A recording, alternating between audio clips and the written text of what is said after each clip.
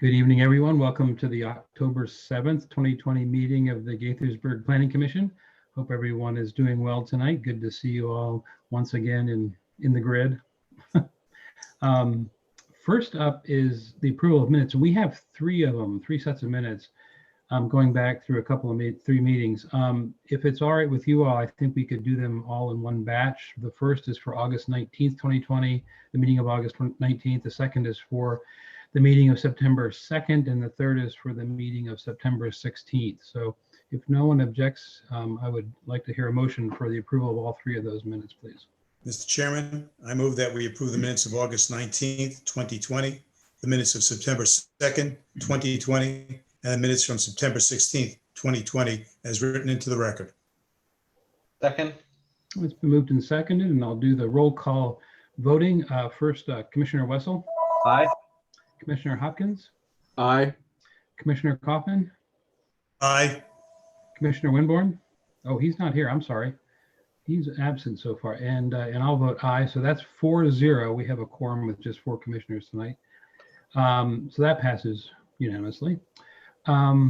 Next up is our consent agenda, and we have one item tonight for AFP-8572-2020, and that is to construct a walk-up ATM for Chase Bank at 505 Quince Orchard Road in the C2 General Commercial Zone.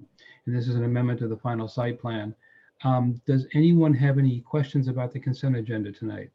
Greg is here to answer those if necessary. I think it's very straightforward. No questions. Okay. None All right. here. Sure. Hey, Greg, I do have a question, quick question. It reminds me of a photo mat that we used to have back in the 1970s and 80s. I was wondering, is this going to be something that's going to be permeating the city, or is this a one-off? Right now, it's a one-off. No one else has really approached us for any other similar type of uses. Okay, it's just unusual in the sense that it's floating out there in the middle of a parking lot, and it's like a throwback. Well, I think especially that I'm in that shopping center a lot because it's close to our house. They have a walk-up ATM in the front. The problem is the front of that parking lot is an absolute cluster getting in and out of because of all the Starbucks traffic. So I'm guessing that, if you want money to pull around in front, park, and walk up to an ATM is a 15-minute ordeal, and you may or may not make it out of there without getting run over. Wow. And then go over to Starbucks and spend it. Yeah. So it is from a traffic flow standpoint and access, it's much better in the back where, there's always parking. Thank you, Phil. Good point. And hits for Photomat at Wikipedia just went up by some percentage after you mentioned that. So people, for everybody born after 1970. All right. So any other questions or comments? It's a consent agenda item, so really there's no discussion. I just want to make sure there weren't any questions. Okay. Is there a motion, please, then on the consent agenda? Mr. Chair, I move we approve the consent agenda as presented. Second. All right, it's moved and seconded, and I will do the roll call vote again. Commissioner Wessel. Aye. Commissioner Hopkins. Aye. Commissioner Kaufman. Aye. And I will vote aye as well, and that's 4-0, and unanimous vote in favor. Thank you very much for that. And that takes us to our site plan agenda. And there is one of those tonight, one site plan tonight for AFP-8457-2020, facade, hardscape, and landscape improvements for Gaithersburg Square Shopping Center in the CD Corridor Development Zone. And this is an amendment to the final site plan, and presenting from staff is Chris Berger. Good evening, Chris. Good evening. If the tech team could please pull up page 40.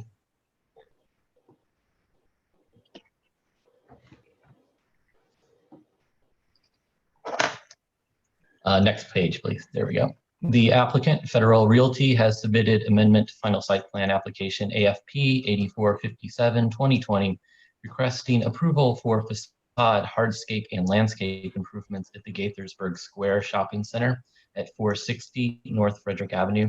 The application comes before the Planning Commission in accordance with Section 24-172A of the City Code. We can go to the next page, please. The property is zoned CD Corridor Development, as you can see on this zoning map. And now I will turn it over to the applicants and design team for their presentation. And if the tech team can pull up the next page, page 42. Hello, this is Christine McGurl with Federal Realty. Welcome. First, I want to thank staff, specifically Greg Mann and Chris Berger, for really being supportive and assisting us through the review and approval process. So as he mentioned, we're here to talk about the Gaithersburg Square renovation, which is facade, hardscape, and landscape improvements. Next slide, please. This is an overall site plan of the shopping center. It's at the corner of Rockville, Pike, and Perry Parkway, just to give you a sense of where we're talking about. Next slide, please. Our overall goals for the project is really to reinvigorate the center through physical improvements. Some of that includes deferred maintenance, and also introduce some outdoor gathering spaces and amenities for the community. And we really think that these improvements will strengthen the property as a vibrant neighborhood center and provide a catalyst for leasing momentum. Next slide, please. The overall project scope is multifaceted. We are updating the building architecture by introducing new upgraded materials, an updated color palette, new forms, new awnings, canopies, as you saw in the package.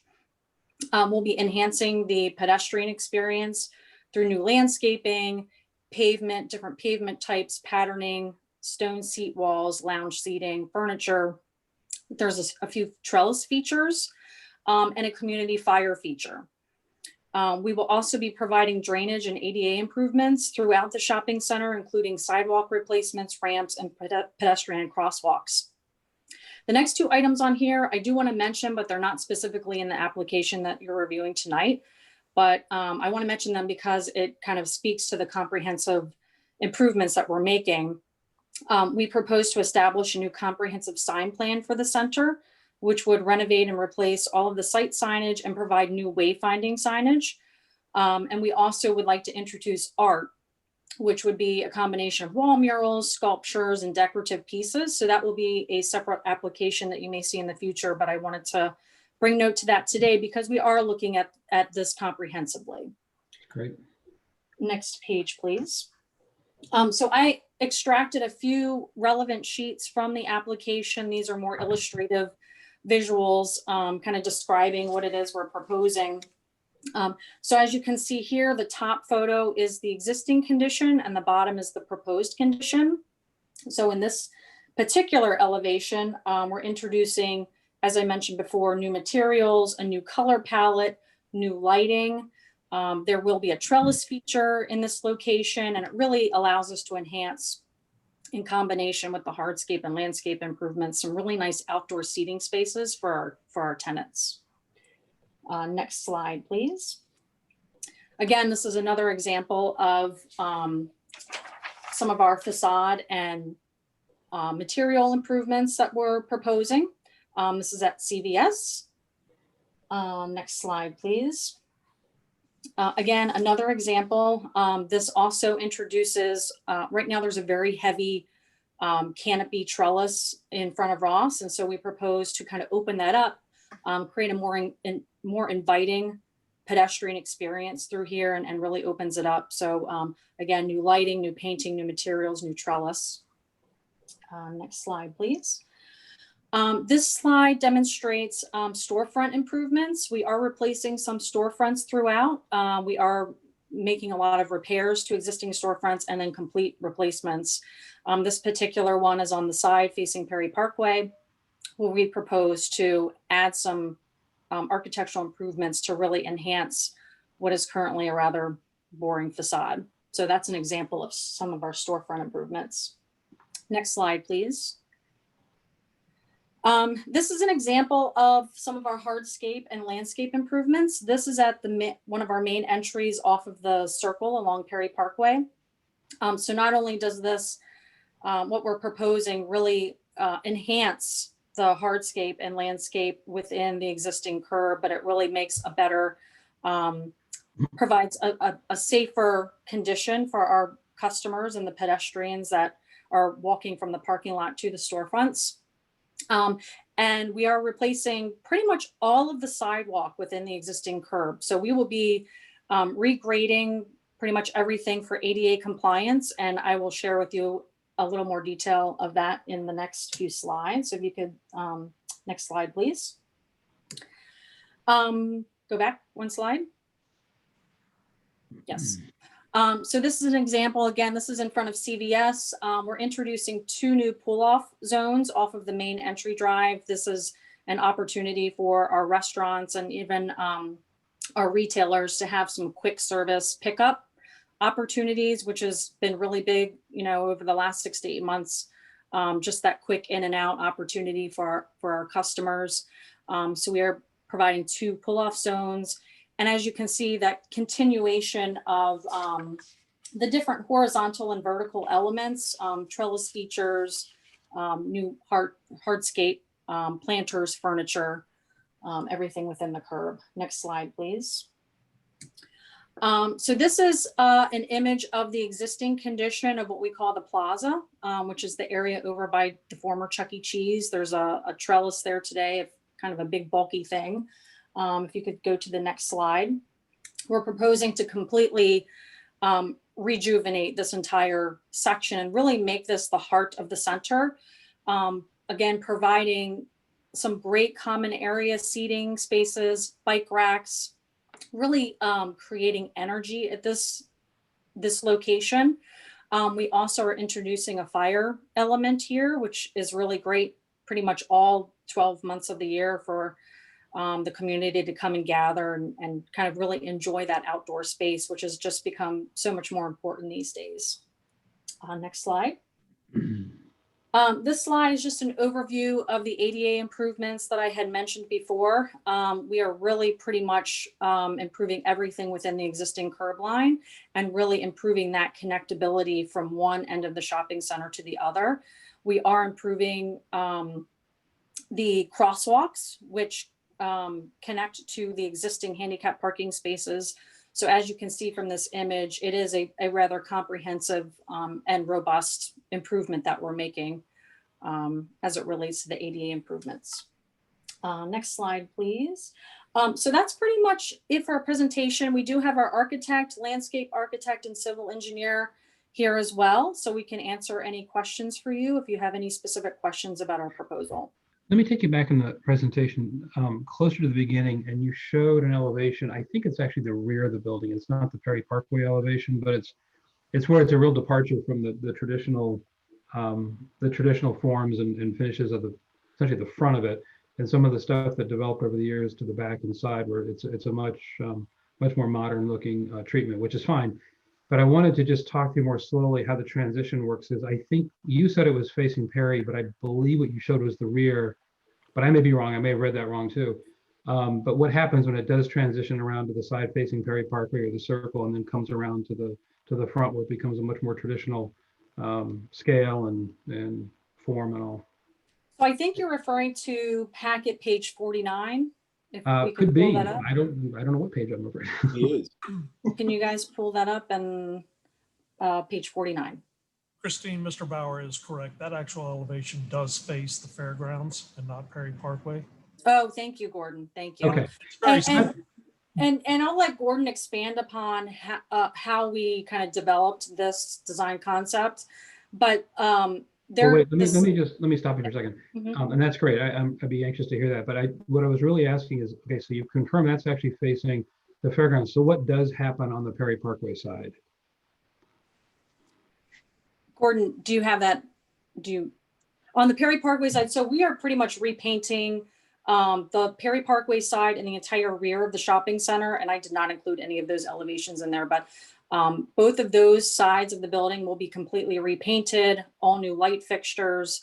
There's a salon there today that they have renovated their storefront already. And that's where we kind of took elements of that facade, some of the green paneling that they have there already. And so we're not really doing too much to that elevation facing Perry, other than just really refreshing the existing Okay, facade. so you're not trying to pull some of the traditional stuff around the side any more than it already is. I think it returns by, I don't know, kind of the thickness of the facade or something. It's not particularly strong coming around the side, but I don't remember exactly how it all pulls together, but that doesn't change essentially.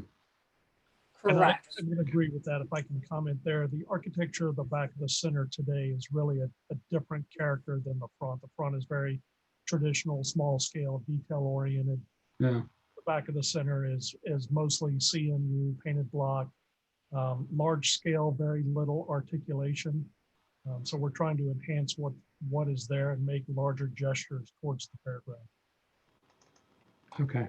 And it's nice for visibility, I know, because you'll have sort of a view shed that stretches all the way across the parking field of the fairgrounds for most of the year. Yes, and one thing that's, again, not in the application that you're reviewing today, but something that we're exploring are, that is where we're kind of targeting as an opportunity for art in terms of Okay. a wall mural. Okay.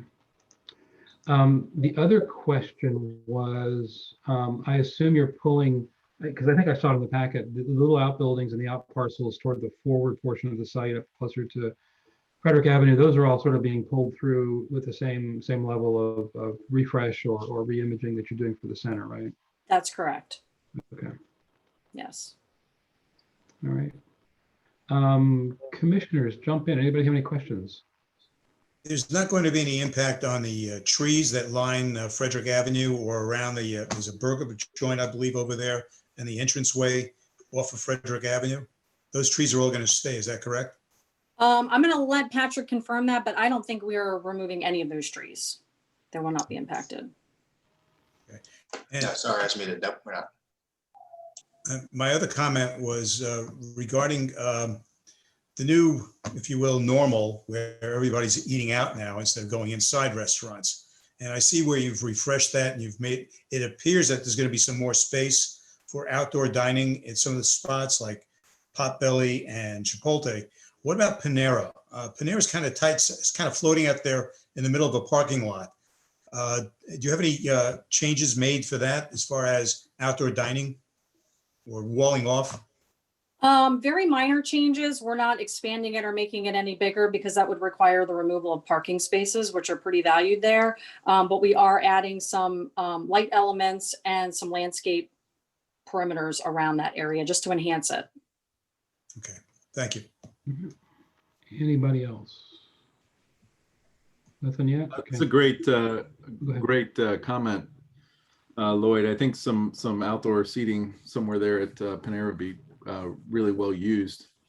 And then I meant to jump in. I'm sorry, on the packet, page 72, John, it has your side elevation that faces Perry Parkway if you want to see it. Yeah, and I have it on Google Earth too, and it brings to mind that really large master signer motherboard that's on the outside with all the businesses on it. Plus, there's one up against the facade itself. So that'll come along, I guess, with a sign package. Is that the plan? Yeah. Yes. Yeah. And in the meantime, the big wood or whatever it is, that sort of, rust colored piece does turn the corner into another large dark gray piece. So they do, it is a full corner of design, not Right. just Right. one elevation. So, but Thank no, you. really no questions for me. That was a great comment though, Lloyd. Okay. Anybody else have questions? Nope. All right. Brian, I think you told me there is no one signed up. Is there anybody that has logged in or raised their hand? No, sir, there are no members of the public here to request a comment. Okay. All right. Well, I guess with that, if there's nothing else to present, Chris, your recommendation essentially. Staff recommends that the Planning Commission, based on the exhibit submitted, the applicant's testimony, and the staff report findings and recommendation, grant AFP 8457-2020 Gaithersburg Square Shopping Center improvements, finding it in compliance with sections 24-170 and 24-172A of the City Code with conditions. The first, applicant to record a public access easement between the city and property owner for the crosswalk at the property's west boundary at the Perry Parkway Circle prior to the issuance of a site development permit. And the second, applicant must obtain approval of the final site plans by both the Department of Public Works and Planning Division prior to the issuance of any permits. Okay, great. Thank you, Chris. I did have one more question. I'm sorry, I'm looking at my notes here. Was the parking lot lighting itself, was that going to be replaced in all of this, or have you done that already? We have replaced the parking lot lighting with LED lights. Okay. We are not proposing to make any changes to that this time. Okay. And then I have one other, just really, it's a small nit, but I have to ask it since this is up for review tonight, and I've spent some time over there over the years. And I'll let you make the call. Who has a plan of the area, the parking lot area, really sort of inside the L, where the new plaza is going to be? And I'm not sure which page it's on, because I'm looking at, I'll confess, I'm looking at Google Earth to remind myself what I'm looking at, and I don't have the packet up right this moment, but the area right where the center turns 90 degrees. Chris, I don't know if you could find that page real quick. Page 82 in the packet, other than I think it's more detailed than the presentation we got on the larger images, if it helps. Okay.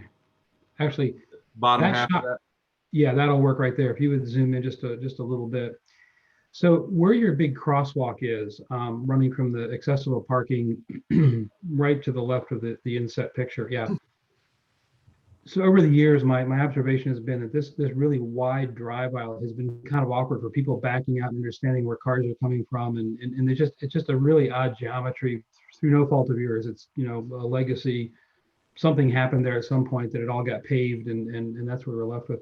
Have you guys looked at that at all, or is that is it about as good as it's going to get? We are, so when you look at this plan that's on the screen, the curb bumps out a little bit, so the road does become a little bit narrower. I don't know if that necessarily addresses your. It might. That actually might help. concern. That might help quite a bit. Yeah. Okay, so you're choking that down a bit. Yes. And with that big crosswalk, is the crosswalk painted, or does it end up being a change of materials? That would be a change of materials. Okay, so then you break up that whole expanse of Yes. asphalt, and that's going to slow people down and make them think a little harder about ripping through there. Okay, that's fantastic. Okay, yeah, I mean, I'll start the discussion, and I'll just say I'm an overwhelming yes. This is great to see the reinvestment in the center and the commitment to a shopping center like this, because obviously that could go the other direction. There's some shopping centers that are just not making it, and it's a sorry thing to see in some of our neighborhoods. So this is great. I'm happy to see you guys bring this forward, and I truly appreciate, and you said it during your presentation, Christine, that it's a comprehensive plan. It's not just a little bit of touch up here and there, but something that's looking at the whole experience and the whole quality of the building. So that's fantastic. I also want to kind of compliment you on doing things with materials that are sort of at or better than what's existing. Very often, or historically, we've seen facade renovations come in, and the materials are just sort of a downgrade. They look kind of pretty the first few weeks they're up, but they're not really as good a quality as what was there before. So it's nice to see that you're at least there's some parity between some of the new materials and what's there for longevity and durability and just general quality. So thank you for that. But other than that, I don't have anything to really criticize. I think it's sort of a great package. So commissioners, please jump in. Yeah, I would like to echo what the chairman just said, as well as I'm really encouraged by all the new greenery that's going in there. I think that really gives it a nice lift, and the fact that we're not necessarily losing any parking spaces, but we're gaining more public spaces. And I think that's a great enhancement to the center. Look forward to it. But Lloyd, you didn't say that you're going to miss Chuck E. Cheese, though. I thought that's what you're. It's been years, John.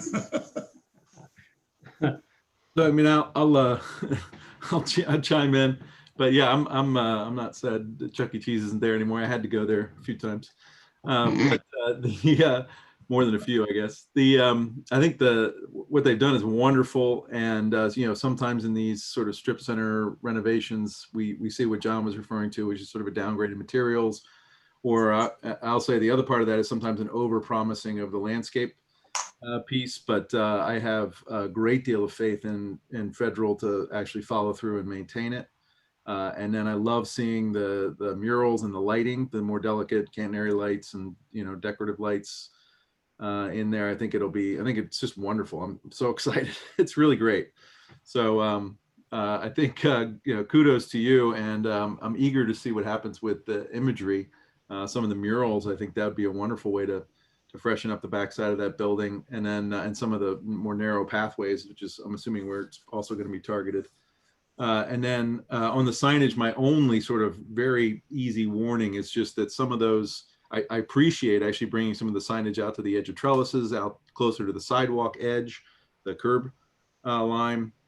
I think it's better, especially in these strip centers, to let everybody know where everything is and be able to sort of stamp out where somebody can go and dine outside, like Lloyd was saying. And I think the only thing to figure out there is how to make sure that it lines up with the trellis. So if there's a piece of signage, we want it to architecturally reflect whatever's around it. So it should be centered within a trim band. It should be, you know, it should have a little room around it. It should be, if it's on a trellis, it should be in some way relating to that trellis, not just stuck, you know, with 2 inches, you know, at the bottom of the sign. And you know what we're saying. So when that sign package comes back in, please just sort of have it relate to the architecture in some way, shape, or form. But you don't want that little whip dangling down below, right?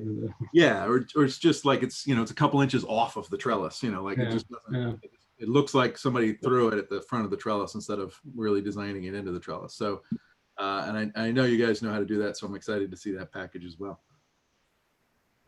That's all I Great, got. thank you. Yeah. All right, Thank you. anybody else? No. Okay, I think we've heard from all of us plenty. So we have the recommendation. Any issues with the 2 conditions? Really more technicalities than anything else. Any other issues? Okay. I think with that, we're ready for a motion. Is someone's prepared to do that, please?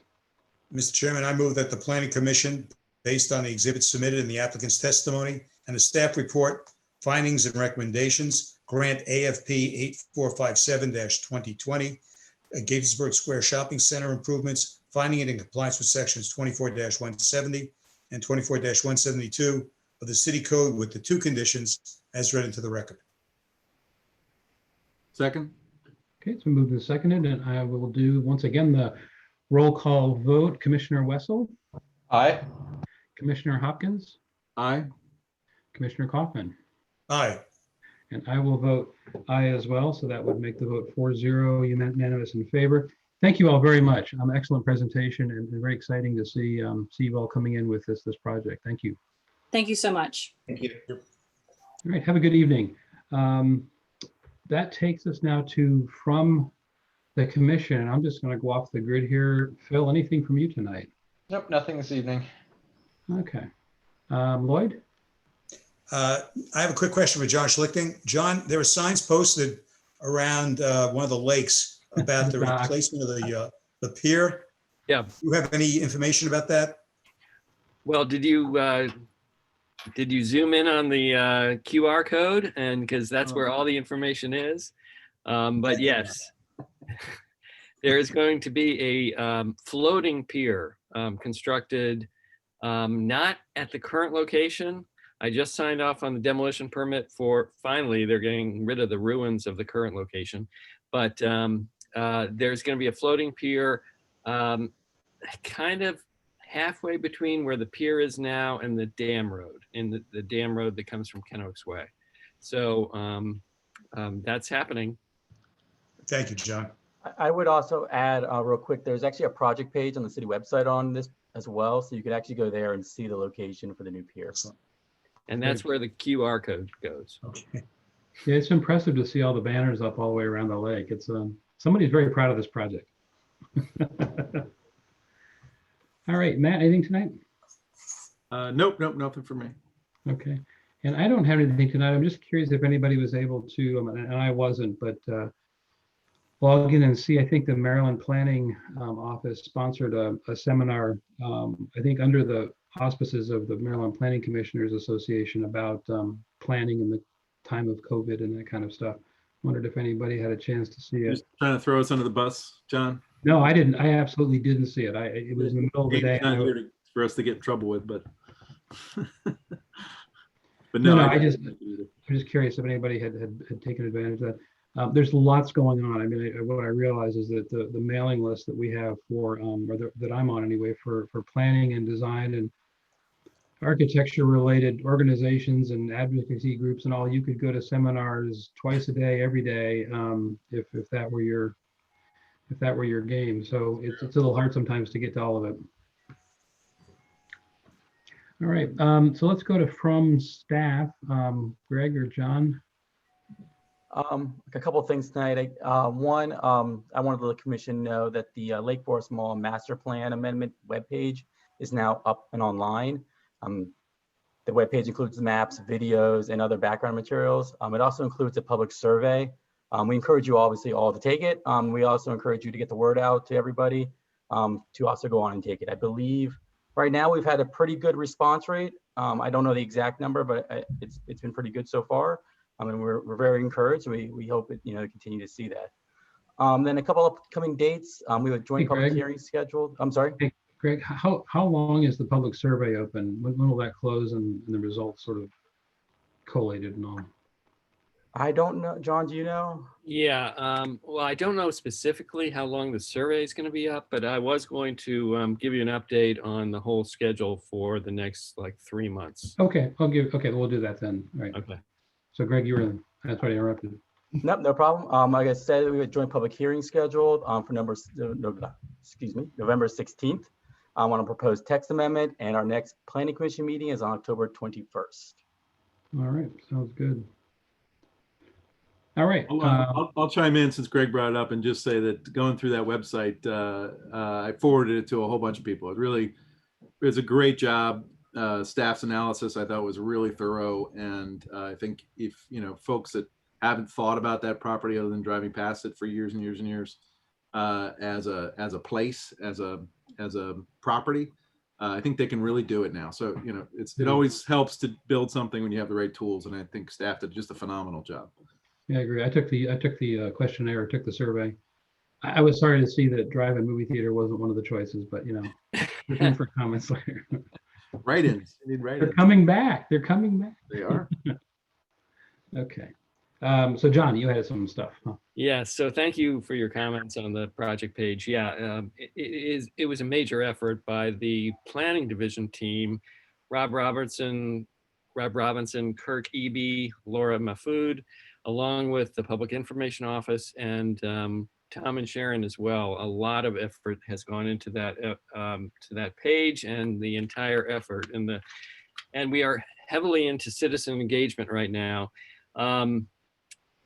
We have sent out, in addition to the online survey, which actually I heard today, been up for 2 days, has over 1,000 respondents. So a tremendous response. We are looking into those responses as well to make sure that they're not all coming from somewhere out of state or whatever. So that's the online survey is the longer one. There is a shorter survey being sent out.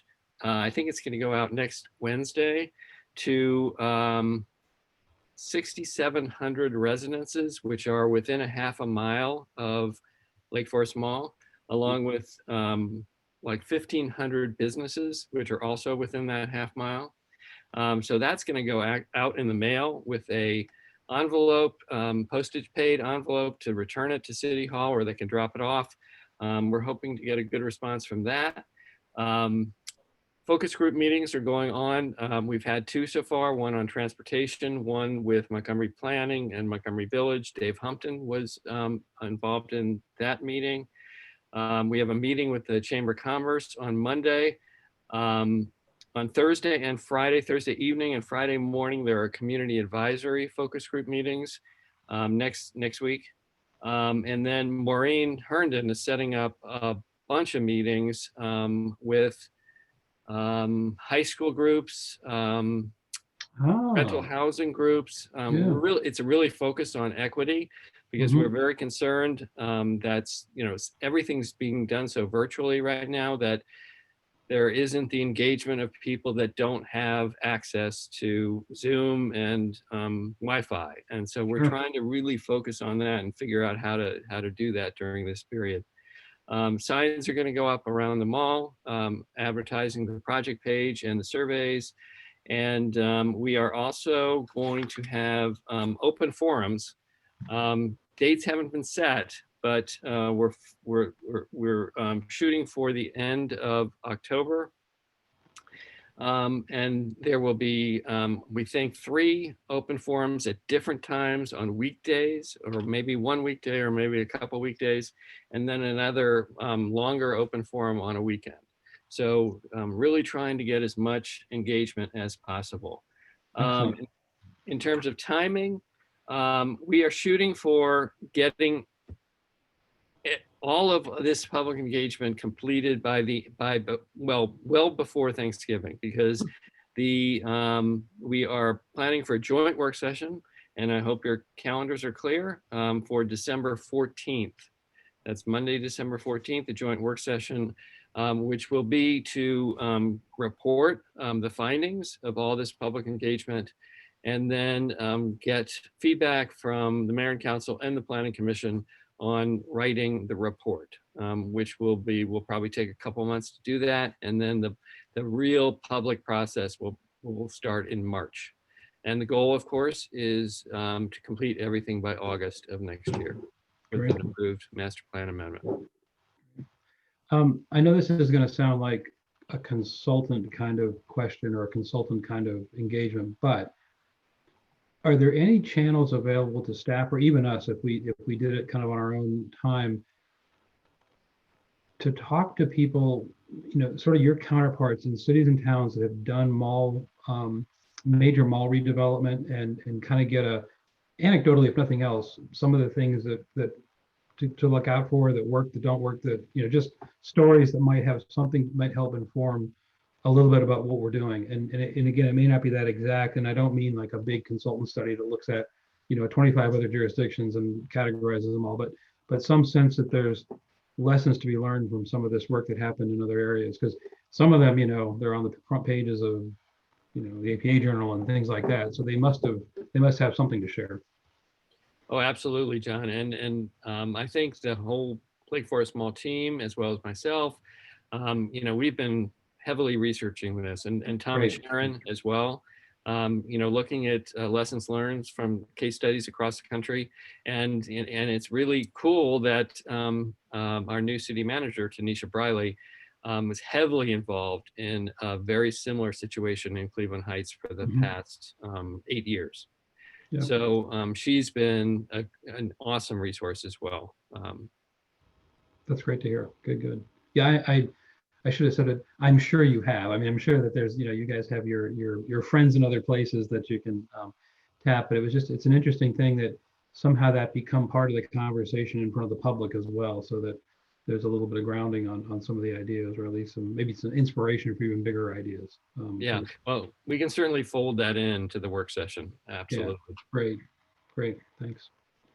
Okay, so we have meetings coming up. We have master plan coming up. So does that put on hold the other master plan amendments that we're sort of tracking in behind? All the parks parts, things have been kind of bumping along. So I don't know if that's rejiggered how the schedule's going to work for you guys.